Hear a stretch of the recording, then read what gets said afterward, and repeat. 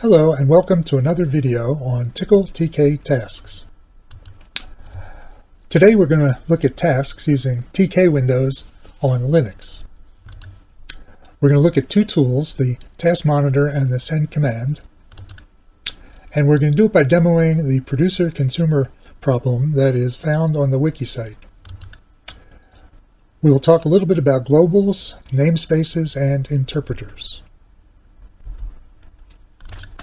The producer-consumer problem is implemented using three task types: a producer, a buffer, and a consumer. In this example, we'll have two producers, three consumers, and one buffer. The number of these producers and consumers could be more, but we just didn't have enough screen real estate. And there could be more than one buffer, but it gets a little bit more complicated when you have more than one buffer task. So here we are in our virtual Linux system. This is a Pop! OS variety of Ubuntu, and we're going to start our tasks running. And we have our buffer task in a large window. We have two producer tasks came up, one consumer, and there will be two more. We're starting them up with some delays, just so everything doesn't start all at once. We'll move this guy out of the way a bit. And so the buffer, as we saw, he's the intermediary between these other tasks. And over here is our producer, second producer, and down here is our three consumers. Now, one of the things that we can do is we can send pause signals to these tasks here. And let's do it right about now. Okay, so they all paused, and what we're seeing here down at the bottom, this is a text entry that is associated with the queue. This is associated with the size, with a variable that has the size of the queue. And right now we have 10 in the the buffer here. And one thing we can do from the task monitor is we can run the send command utility as well. And he comes up in two windows. One's his output window, and the output that comes to him is similar to the output that comes from an interactive console. And he has the three menus. They're tear-off menus. Well, two of them are tear-off menus. And with the task, you can fill in whichever one of these tasks you might want to talk to, send a command to. Let's move him down out of the way a bit. And one of the commands that you can send to them is to clear their window, or you can just hit this clear button. But if you wanted to clear them all, this parameter here, the task name, can take a parameter. It can also take a specific thread ID, and you could use this if you had other threads running, including the main thread that you wanted to send commands to. You can do that if you know their thread IDs. But you can put a parameter in there, a pattern in there, and then whatever command you enter into this side over here in the send command box would end up going to all of the tasks. And so let's send to the task. We can do a hide. If we want to hide his window, and we can bring him back. And we can clear him. So one of the commands that we have here at the top, these are the list global commands. Now, speaking of global, in a thread or a task, which is a thread, global variables are not really global to the program. I would kind of think they're more continental, that each task is a continent, so he has his own set of variables. And if you want truly global variables in a multitasking system, then you use the TSV shared variable system, because that's a system where you have one set of truly global variables that can be shared amongst all of the threads in your system. And one of the commands we have here is if we send this command with no parameters, and we just send it, it'll list all of the global variables that program is using. So if we come down here and we say, let's pick the producer, and we send to him, we'll have what his variables are. Now with the TLG command, with no arguments, you only get the variables that were created since the task started up. And there are a lot of other ones, and if you want to see them, if you put in a pattern, say star, and let's go back to the buffer, and you send to him, you'll see that all the regular Tcl variables that we know about, the Tcl library, the TK library, and so forth, will all show up. If you see a variable like auto index, well, that's probably too big. Okay, how about Tcl platform?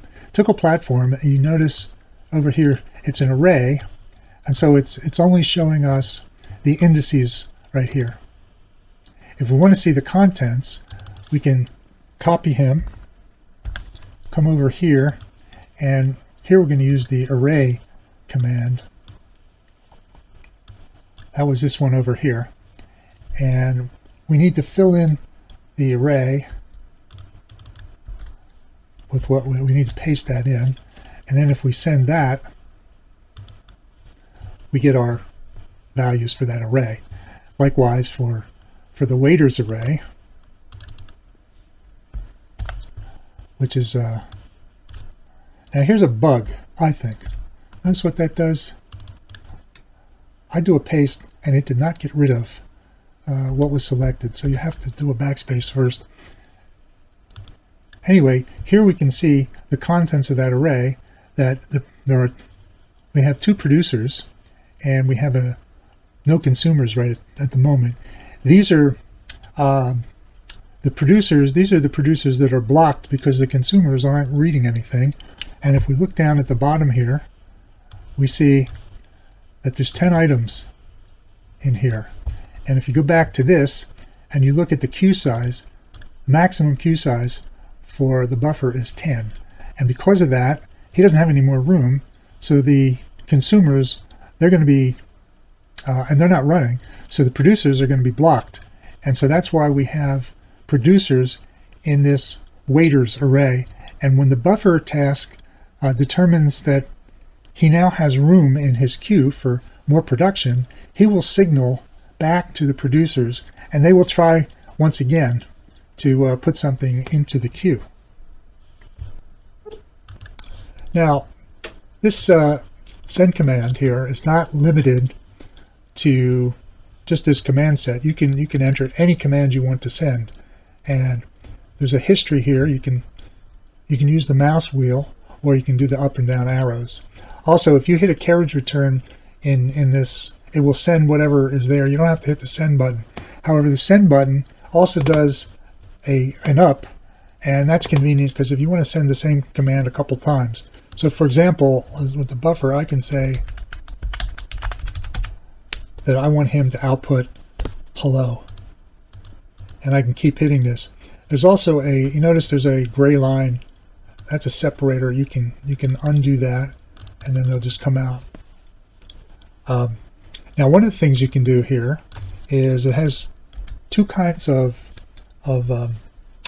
fill-ins. One, for example, if we type in thread and we hit the tab character, it'll list all the possibilities here.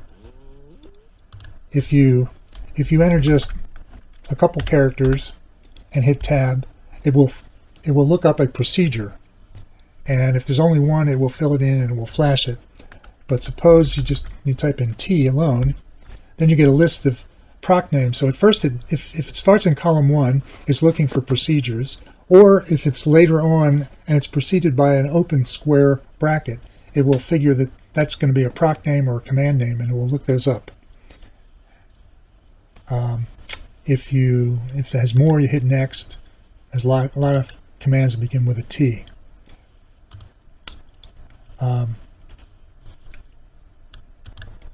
If you type in, for example, L and hit a tab, you get a lot of these. So for example, let's say you want, where's list length of one of those variables, which is a list, and you type in WA, and waiters comes up, and if you enter this, you get the two choices. So we know that produce has something in it. So if we send this command,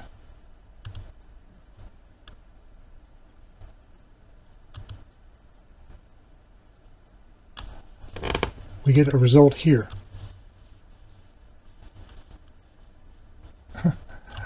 Okay, this is the same command's output, so we're seeing the results here. If I wanted that to come out over there, I could say put a bracket. Now, when we have a bracket like this, and in fact, let's just to show something even fancier. If we do this, if we're sitting over here on this bracket, actually anywhere on this command, and we hit the escape key, each time we hit the escape key, it will fill that in. If you want to select the whole thing, you hit F1. If we send this, then it comes out over here. So the escape key will fill in right parens, right brackets, and right braces. There's another command here that's kind of interesting.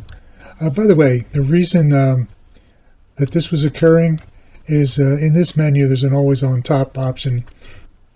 You can also change the font size if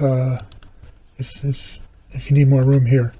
But of course, this is a text entry. You can do this. You can also, if it's too long, you can scroll in there as well. Anything that a TK text entry can do. There's another command in here that's kind of interesting, and that's this, which is needs B widgets. You can open this up, and what this is it's just a way to look at your TK widgets net thread. This is the guy here, the guy top. He's the one that's created in this task, which is kind of a unique feature of Tickle TK threads. I'm not aware of any other language where you can have a complete GUI in each thread. At any rate, so one thing you can do here is if you click on any of these items, it'll give you all the configure items for that widget. So here's for Spinbox, tells you, you get your text variable, your font, and so forth. And speaking of fonts, since this guy here, which is in top, and he's one of the entries, he's Q. Where's his font? His font's Courier 18. If you really had to, you could do top.q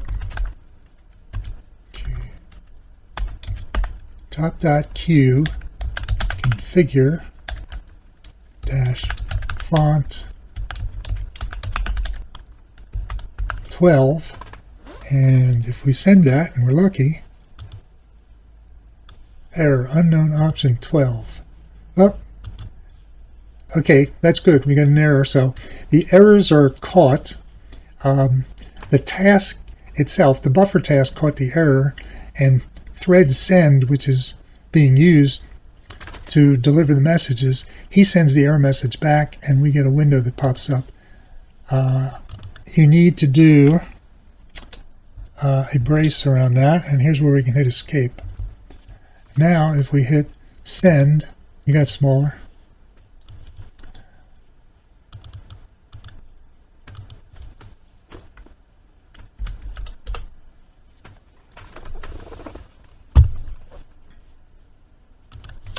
And finally, let's look at one other possibility here. Let's close this so we don't need him anymore. Suppose when you type in a name like this that's a namespace, it knows to go get the namespace. So suppose, and you can do that without even hitting the colon. So if I hit the tab here, and let's say I want to look at thread send, or QRST, thread send, and at this point, if I hit this, if we get lucky, there we go.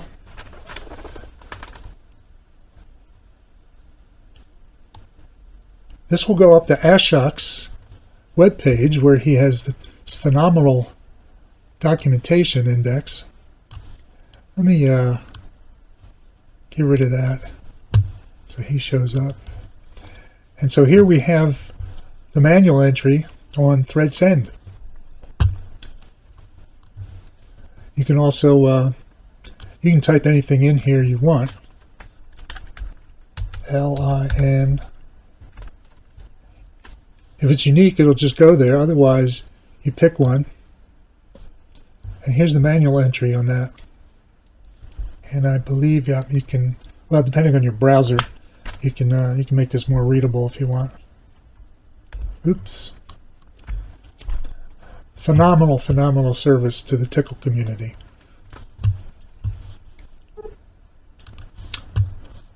Okay, I think that's all we're going to do in demoing this. The next thing we want to do is actually look at the code for this. With all these windows up on the screen, you might say, well, gee, how do we get out of here?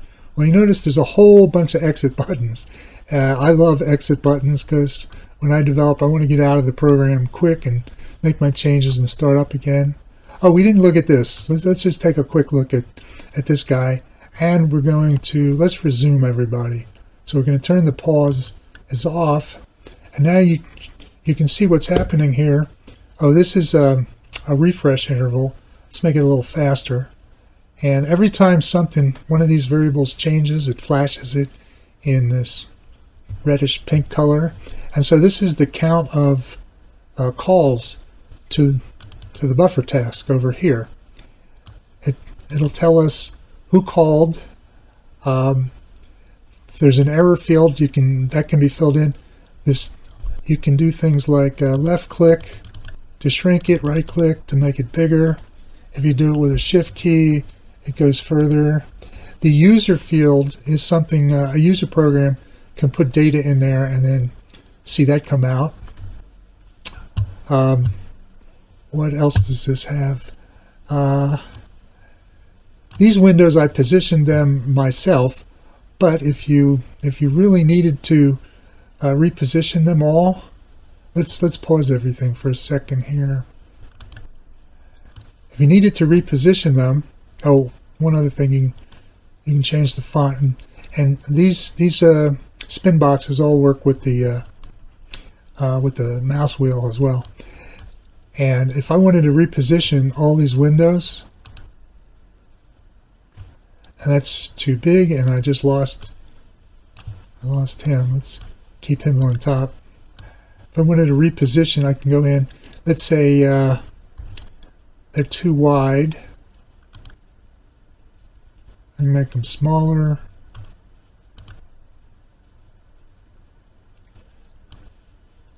Anyway, that's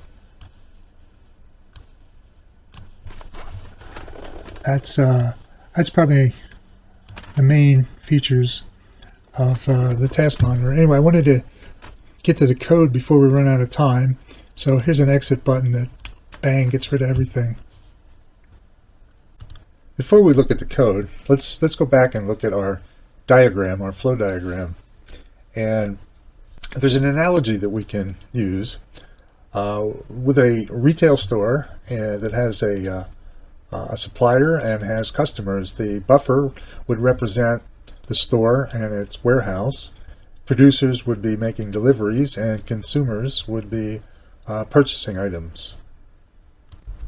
So if a customer comes into the store and wants to buy, say, a TV, and there's none in stock, he may be put on a waiting list and sent home and told, we'll contact you as soon as we have some more TVs in stock. Of course, there might be more than one consumer that wants to buy the TV, and so that waiting list may have a couple customers on it. Now on the other side, the producer or the supplier, he may show up and there's no room in the warehouse for his merchandise, so the retail store might tell him, well, look, give us your phone number, we'll text you when if we make a sale, and then we'll have room for another delivery. And similarly, there could be multiple producers that are trying to make a delivery of the same item. So we'd have another list, which would be a waiting list for deliveries. Now, depending on whether we're overstocked or understocked, if a consumer comes in and buys an item that's there, we will then be able to tell the producers, okay, we've got room to take one more delivery.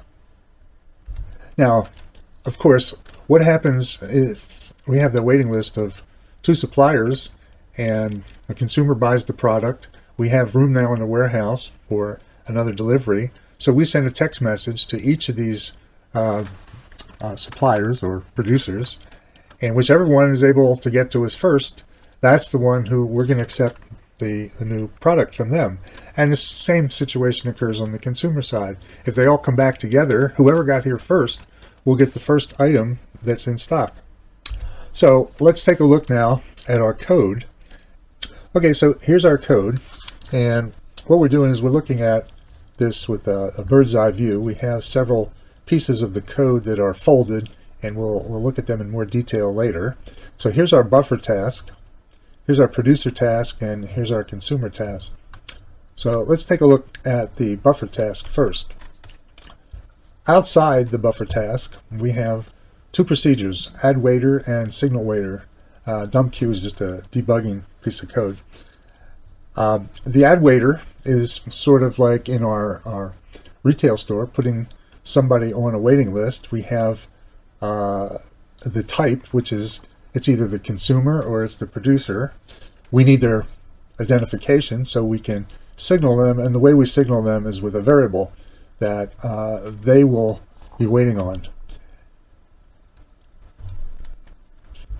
Now these procedures could actually have been inserted inside the script for the buffer, but I wanted to demonstrate how you would import them if they were outside. And in the case where these procedures could have been used by other tasks, then, and they were common to other tasks, you would want them outside the task, and then each task that wanted to use them would import them, sort of like in pound includes statement in C code. Now, one thing to notice is that at the very beginning here, we do a wait for some task, and in this case it's going to be the main thread that's going to call us and tell us what our queue size is, because that's the one parameter we need to know, is what's our maximum number of items that can be on our queue. So we wait for that, and then we just do a courtesy return. And this is because in the code that you'll see later, he's doing a synchronous call. The main thread is doing a synchronous call to us, and so we need to return so that he can continue on. The next thing we do is we just output some information. When we do that with qsize, we're going to get a TK window, and so and that TK window is going to be called task debug. It's a top level, and we're just going to use the geometry call to resize it. We threw a catch in here in the event that we're running on a Linux system where we're not allowing TK, and so this would just catch that and it would be ignored. Now here's the data, and this is global data inside our task. But once again, global data inside a task is not visible to other tasks or threads or the main thread because we're in our own interpreter. So in a sense, we're like variables in an object-oriented program where you have a class and it has some class variables. But the difference is we're in a thread, so we also have the ability to have our own thread of control, in other words, our own program counter, our own program stack, and so forth. And we're not subordinate to other threads. And once again, the T return just returns a value. It doesn't return and pop a stack like a procedure would. So we initialize our queue to empty, and likewise with our waiting list, for one for the consumer and one for the producer. We're just using an array to make that easier to handle. In order to use TK, we need to do a package require here in the event that the put s or put z is really just doing a put s to standard out. So we do this package require TK. If it's already been done, no big deal. And here's the code that generates those entries, the label frame, the spin boxes, packs them all up, sets the geometry of this window here, which is the window that was showing us the queue elements and the size of the queue. Because that was a small window, we set it to be topmost. Next is well, we can fold up the GUI code, because the next thing we're doing over here is we're going to initialize the variable delay buffer, which is associated with a spin box, which we could use to slow down the program. And the first statement that uses that is a wait statement right here. So the bulk of this program is right here in this, right down to here, this while loop. And this forever loop is at the top of the loop. He's going to see, well, should we do a delay? And if that variable is still 0, then the wait just ignores it. But then the next thing we do, or the first thing we really do, is another t-wait. And this time, instead of getting, say, just one argument, like up here, we're actually going to get 3 arguments. And the 3 arguments are the type, which is going to be produce, or consume, or a debug dump value is a possibility as well. And then there's the data. If it's a producer, we will have data there. If it's a consumer, then it's just a placeholder. And the variable here is how we signal back. It's how we send a text message to the consumer or the producer to tell him, hey, you can try your delivery again, or you can come back and try to buy the product again. The next statement here is we get our parent ID. Now, a better name for that would have been caller ID. But at any rate, it's the ID of who called us and sent us this arg list that we just got. The next thing we do is we put out a debugging statement about everything we have up to now, followed by this, which sets the qsize variable to the length of our queue. And this qsize, this variable here, qsize, if we go back to the Tickle code, we'll see the qsize is the text variable of an entry statement.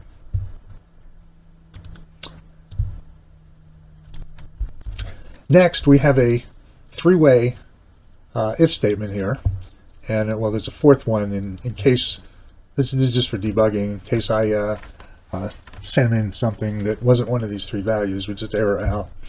But here's the guts of what's going on, and what we'll see when we expand this is that actually the producer and the consumer are sort of mirror images of each other. So let's look at the producer first. And once again, he just wants to know, is there room for another one? If there's not, we put him on the waiting list, and then we return a value. We return a value to our producer saying, sorry, the queue is full.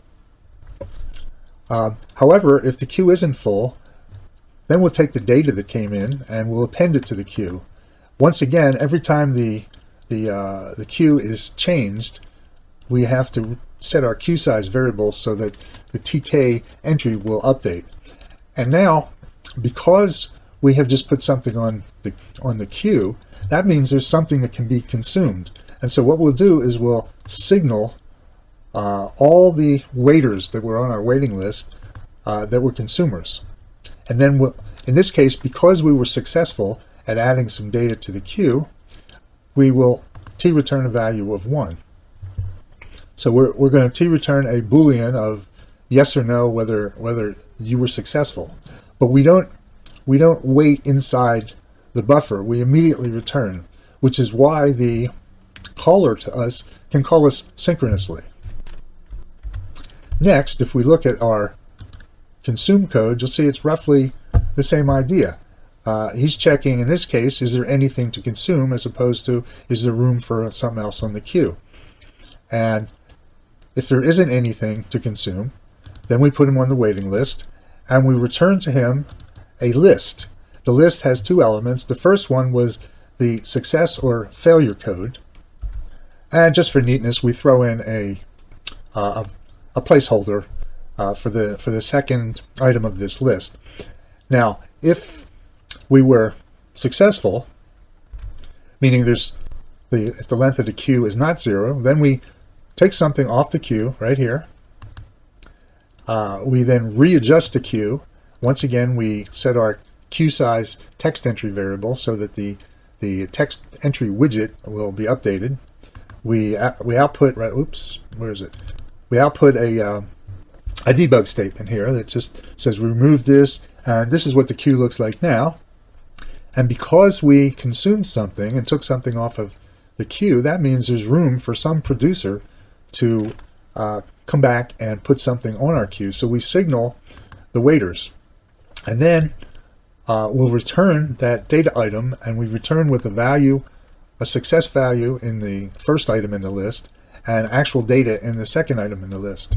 And that's pretty much all that our producer does. The only thing left is to look at these routines here. So the add waiter, all it does is it's given an ID, which is a thread ID or a task ID, the type, which is going to be produce or consume, so that when we do this append right here, we're going to append to one of those two lists. Those two lists are down here, and that's all we need to do to put somebody on the list. Now, when we signal the waiters, we're going to run through a while list, and we're going to signal everybody who's on the list. Now, there may not be enough items either available for consumers or room for producers for them to be able to be successful. But we signal them all, and we tell them, hey, there's something here, come and get it if you're a consumer. Hey, there's room on the warehouse, come and put your item in the warehouse if you're a producer.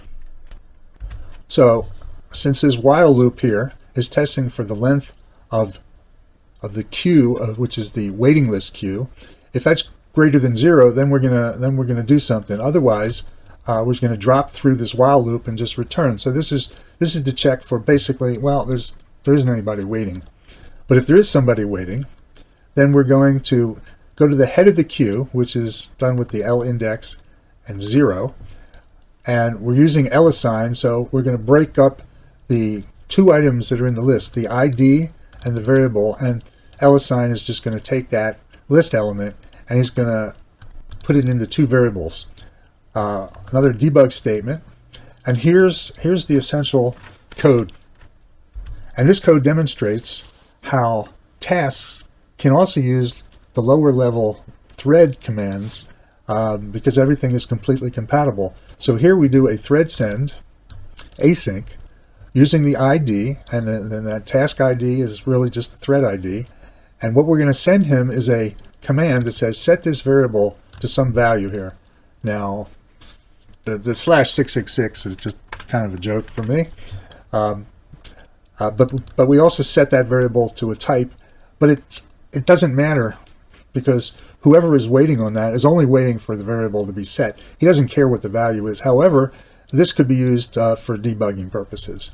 And then the final thing we do through that loop is we then adjust the waiting list by removing that first item that we used with the L index 0 up here, and we're just going to do set the thing to L range of 1 to the end, and that's just a quick way to remove that guy from that waiting list. And once again, we'll repeat this for everybody that's on the waiting list. So that pretty much is everything that the buffer task does, and we can close this up so we can look at it at a higher level again if we want to. Now let's look at our producer. Our producer, the first thing he does is, once again, he is called synchronously by the main thread, and he's given these 4 parameters. The first one is the task ID of the buffer.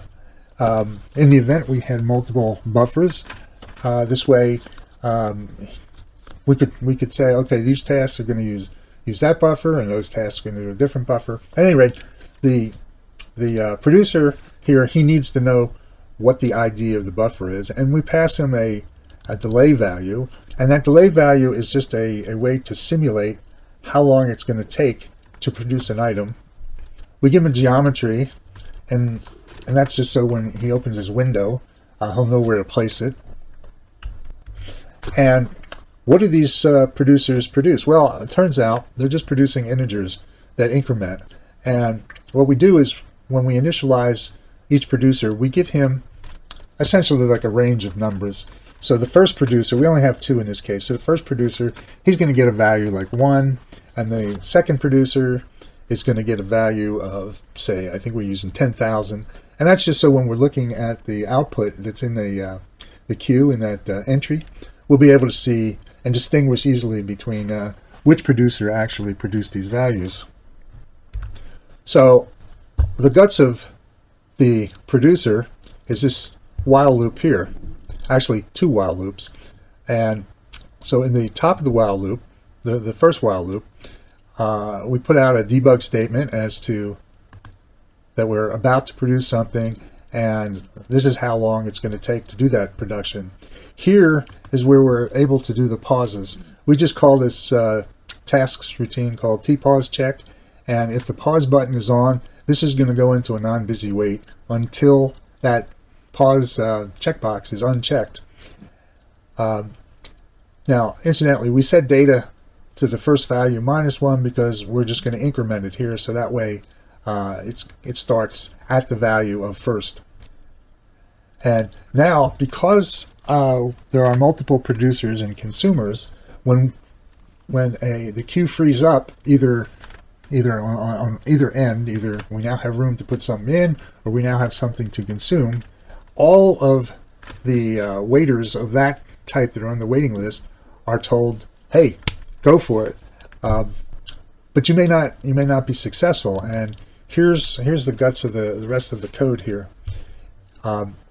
What this does is the producer here is going to do a synchronous call.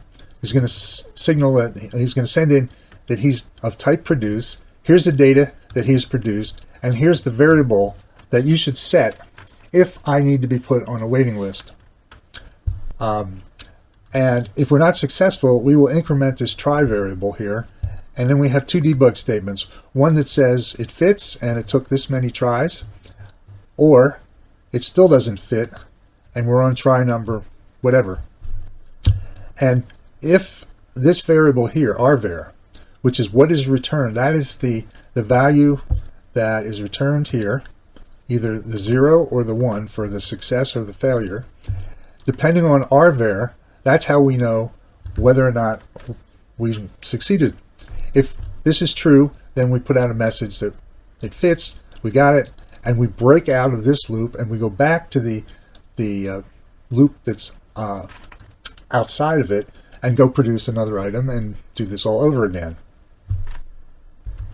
However, if the return value from the buffer task was 0, then we have to wait until, as a producer, we have to wait until there's room on the queue. And so we'll output a statement here, and notice that we had to first unset this variable before we sent that variable into the buffer task. That's to deal with a potential race condition that I don't particularly want to get into right now, but it allows us to call tvwait rather than vwait.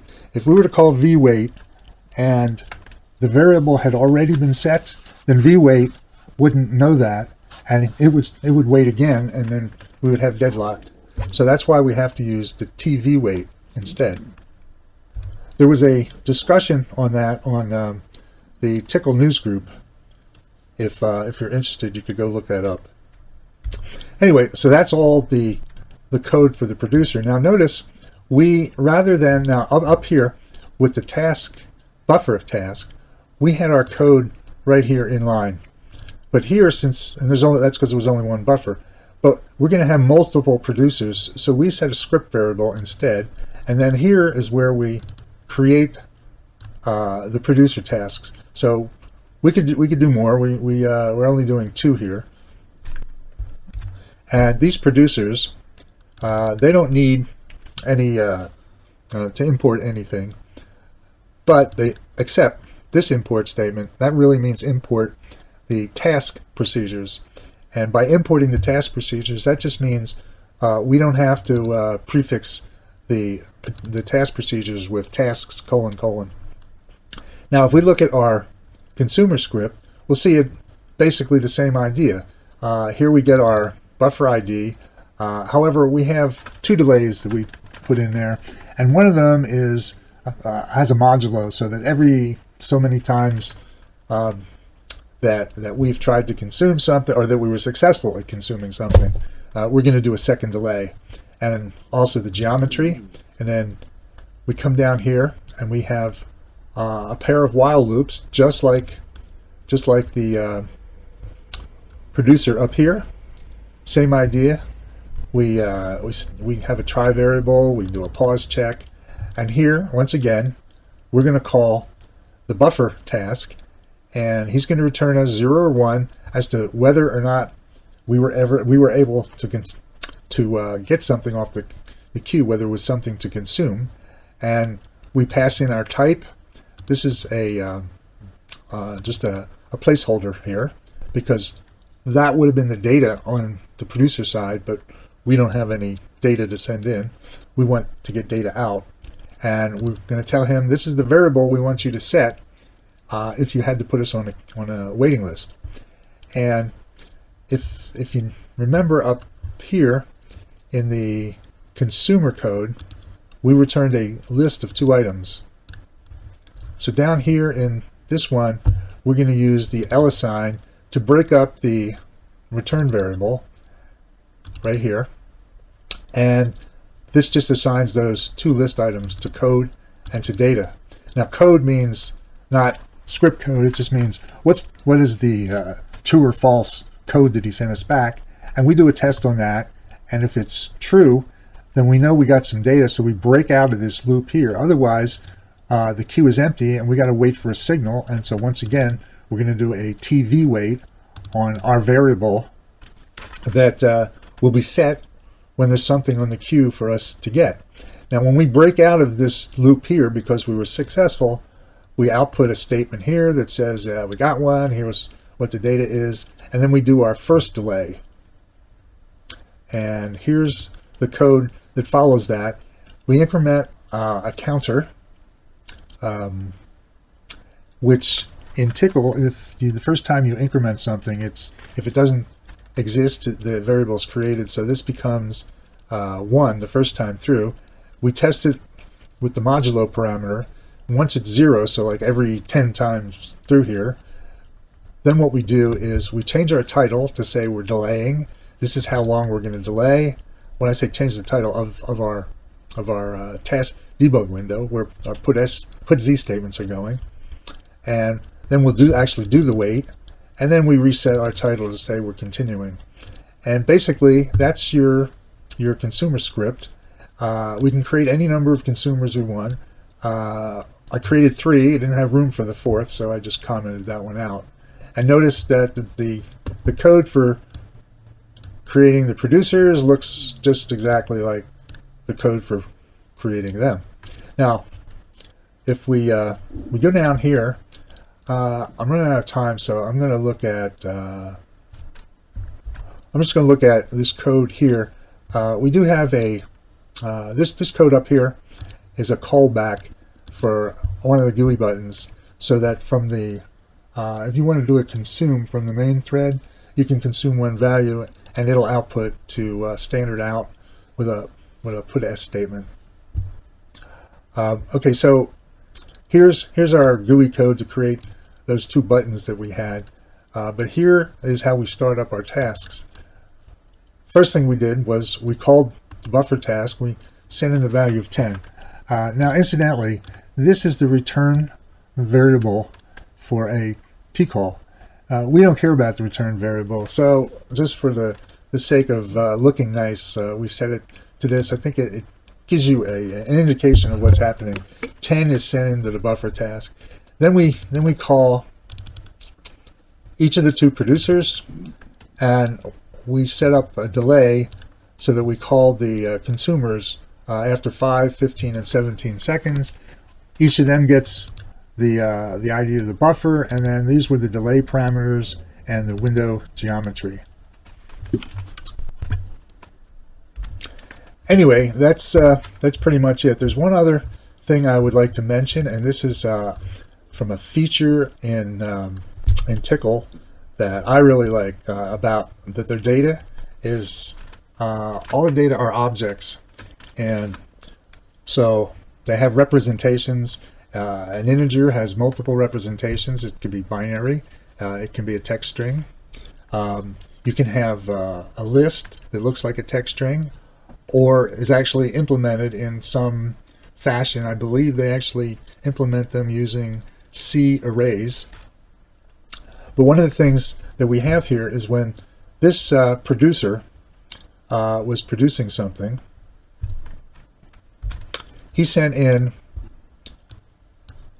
the variable data, but he could have just as easily sent in a list here, and nothing else in this program would have had to change, and you would see that the consumer would be receiving lists, or these could be floating values, and it's all a matter of what does the code want to do with the data that determines what the type of the data is. It's sort of like when you mix floating point and integer arithmetic. The system automatically will convert from one to the other depending on which you need.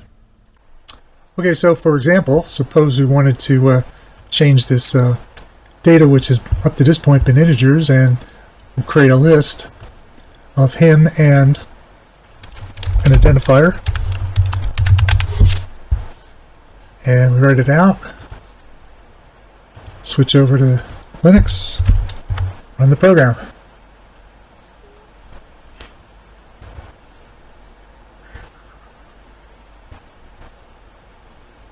Okay, almost got everybody up and running. 2 more consumers. Alright, let's pause everybody. And notice now what's in the queue. And what we have is a list of lists. Each consumer, as he grabs something, grabs a pair, and a producer. Data we inserted. Okay, he's still saying that that's the data that he inserted. We didn't change the debugging statement, but over here you can see, as far as the buffer task, here's what he sees in the queue all the time as it keeps changing. It's now a list of lists rather than a list of numbers, and doesn't make any difference. It's how you use the data that counts. Anyway, I'm pretty much out of time, and I'd like to say thank you for listening to this, and hopefully you'll find the task module useful. So thanks again for listening.